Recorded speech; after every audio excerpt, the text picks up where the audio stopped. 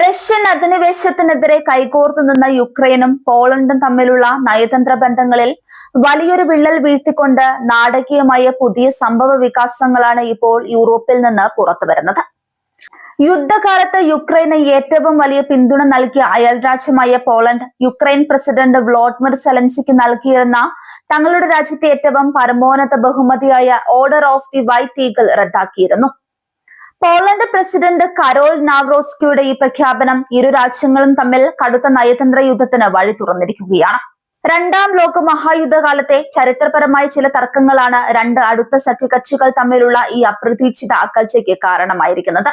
യുദ്ധകാലത്ത് 10,000-കണക്കിന് polish ജനങ്ങളെ കൂട്ടക്കൊല ചെയ്തതായി ആരോപിക്കപ്പെടുന്ന യുക്രൈനിയൻ ഇൻസർജന്റ് ആർമി എന്ന ദേശീയവാദി സായുധ സംഘടനയെ ആദരിക്കാനും അവരുടെ പേര് യുക്രൈനിന്റെ ഒരു പ്രത്യേക സൈനിക യൂണിറ്റിന് നൽകാനുമുള്ള സെലൻസ്കിയുടെ തീരുമാനമാണ് പോളണ്ടിനെ ചൊടിപ്പിച്ചത്.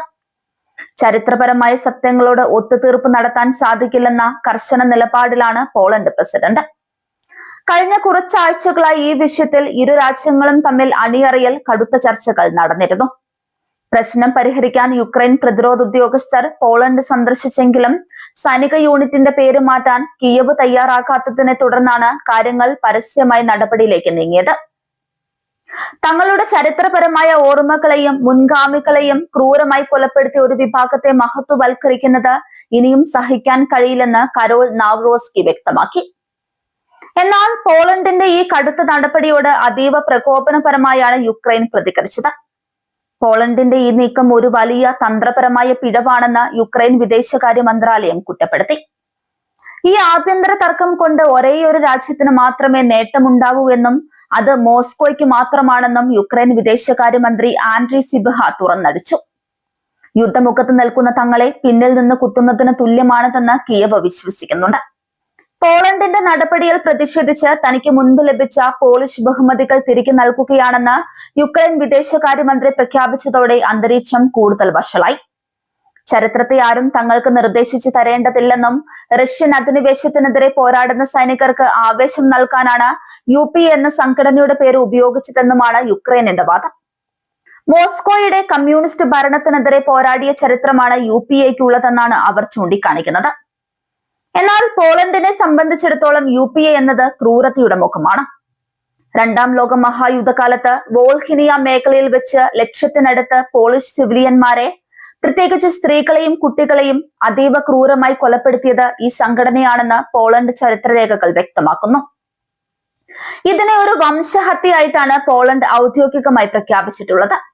അതിനാൽ അവരെ നായകന്മാരെന്ന് വിശേഷിപ്പിക്കുന്നത് പോളിഷ് ജനതയോട് ചെയ്യുന്ന ചതിയാണെന്ന് കരോൾ നാവ്റോസ്കി വാദിക്കുന്നുണ്ട്.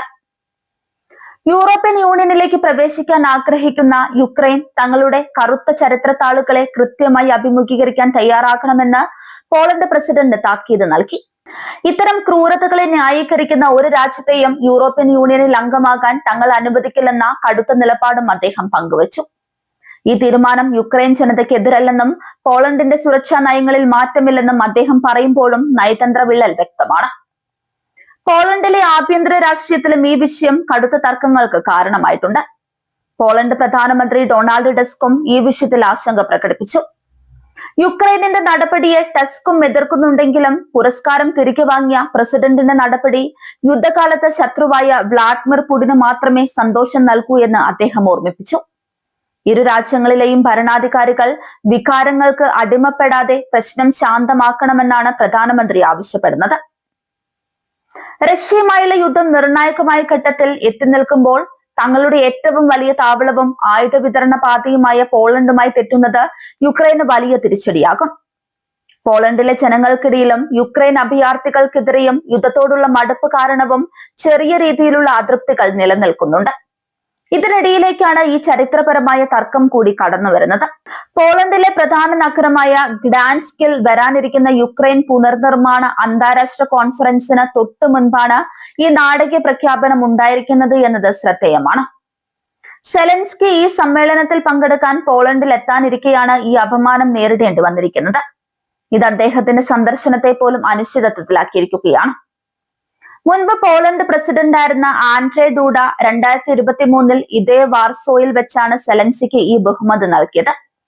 അന്ന് യൂറോപ്യൻ സുരക്ഷയ്ക്കും ജനാധിപത്യത്തിനും വേണ്ടി സെലൻസ്കി നടത്തുന്ന പോരാട്ടങ്ങളെ വാനോളം പുകഴ്ത്തിയ പോളണ്ട് തന്നെയാണ് ഇന്ന് ആ പുരസ്കാരം റദ്ദാക്കിയിരുന്നത് എന്നതും ആഗോള രാഷ്ട്രീയത്തിലെ മാറുന്ന സമവാക്യങ്ങളുടെ തെളിവാണ്.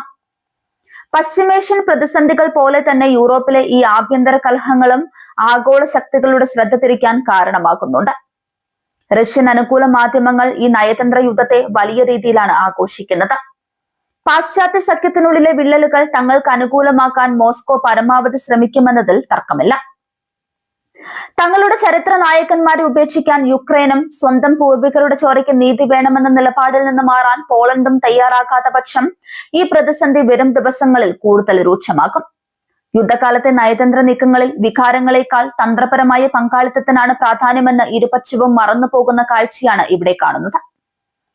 റഷ്യൻ അധിനിവേശത്തിനെതിരെ ലോകത്തിനു മുന്നിൽ ഒരുമിച്ച് നിന്ന രണ്ട് അയൽ രാജ്യങ്ങൾ തമ്മിലുള്ള ഈ പരസ്യമായ പോര് പശ്ചിമേഷ്യൻ രാഷ്ട്രീയത്തെ പോലെ തന്നെ യൂറോപ്യൻ രാഷ്ട്രീയ തന്ത്രത്തെയും ഒരു പുതിയ വഴിത്തിരിവിലെത്തിച്ചിരിക്കുന്നു. പോളണ്ടിന്റെ ഈ കടുത്ത നിലപാടിന് മുന്നിൽ യുക്രൈൻ തങ്ങളുടെ ചരിത്രപരമായ വാദങ്ങൾ തിരുത്തുമോ അതോ സഖ്യം പൂർണ്ണമായി തകരുമോ എന്നതാണ് വരും ദിവസങ്ങളിൽ ലോകം ഉറ്റുനോക്കുന്നത്.